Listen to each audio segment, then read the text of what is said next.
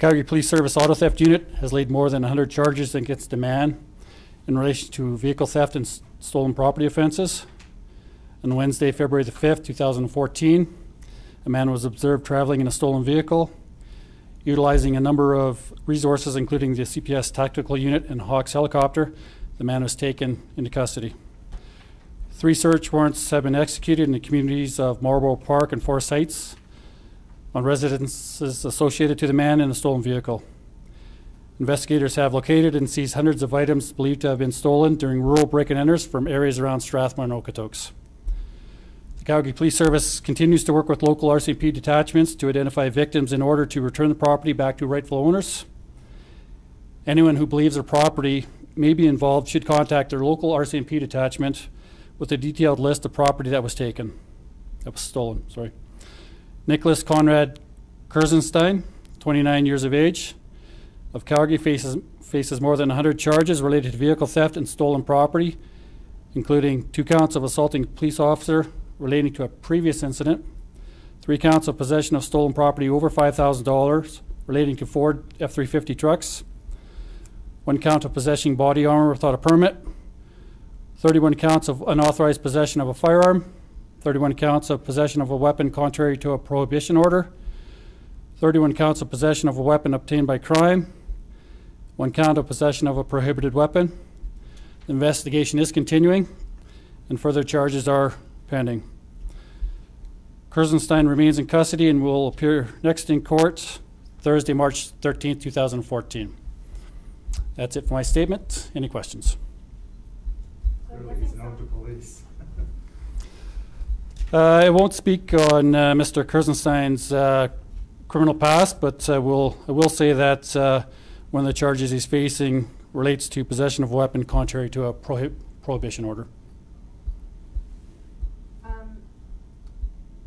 Among the items stolen, were they weapons or what kind of stuff was taken?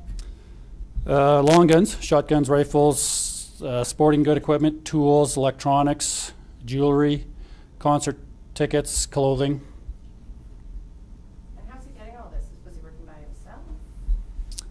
himself? We believe that he's had an accomplice in some of these offenses. That's been charged for some of the offenses. We don't know if he was working by himself in the other offenses. So are you looking for that accomplice? We have a good idea who the accomplices are. But no one's been arrested yet?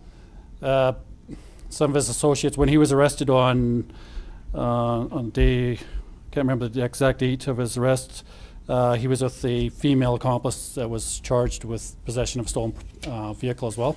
So we do know some of his associates. So charges have been laid.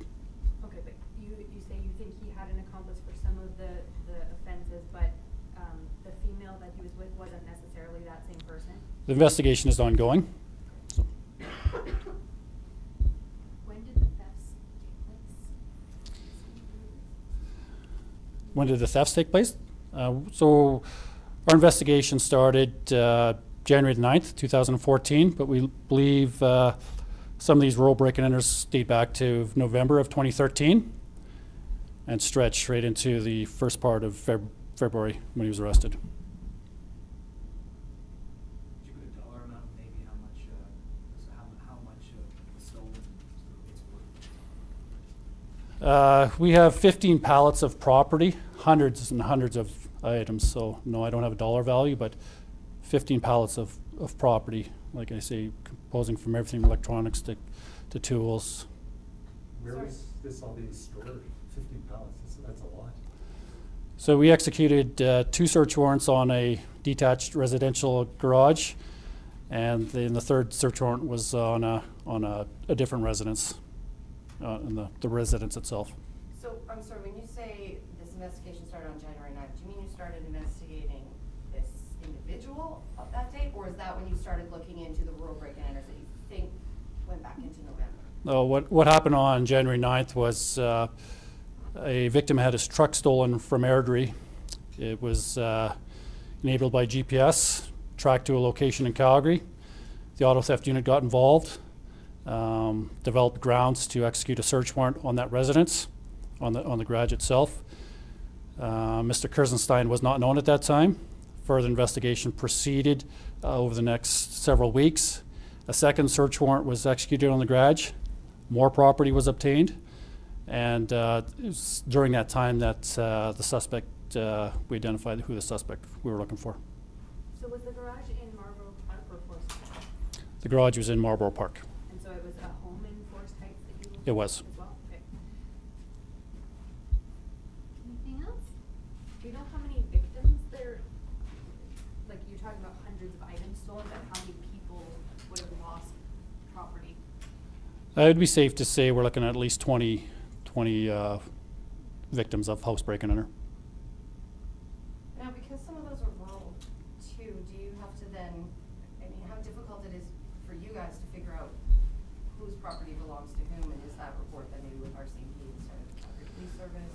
Yeah, so we're working closely with the RCMP. We've compiled a list of all the property that we've recovered. We've sent those property lists to the various RCMP detachments. We've done, as much as we can from Calgary Police Services perspective in trying to identify the property owners. And, we're working, like I say, hand in hand with the RCMP to identify more victims. So sorry, can you just clarify, on January 9th, there was a truck stolen from Airdrie? Correct. And it was tracked into Calgary and wound up at this Marlborough residence? Yeah, it was because it had GPS. It was located in the backyard of a residence in Marlborough Park. Just another clarification, 2 warrants on the same garage, the third warrant was for the residence itself. In Forest Heights.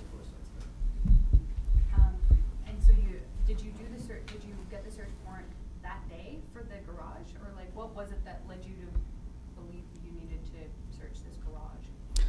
Yeah, we got the search warrant that day. And so just the evidence that was uncovered during that initial investigation regarding the theft of the truck led us into the garage. And is the garage, you said it's detached, but it belongs to a house there? Yeah, there's a house there. Okay, and does he live at either of these addresses? We believe he was staying at that first residence, and then after we executed the 2 search warrants, he moved to the Forest Heights residence. Okay. And you said that it's safe to say at least 20 B&Es? Right, correct. Residential B&Es. Residential.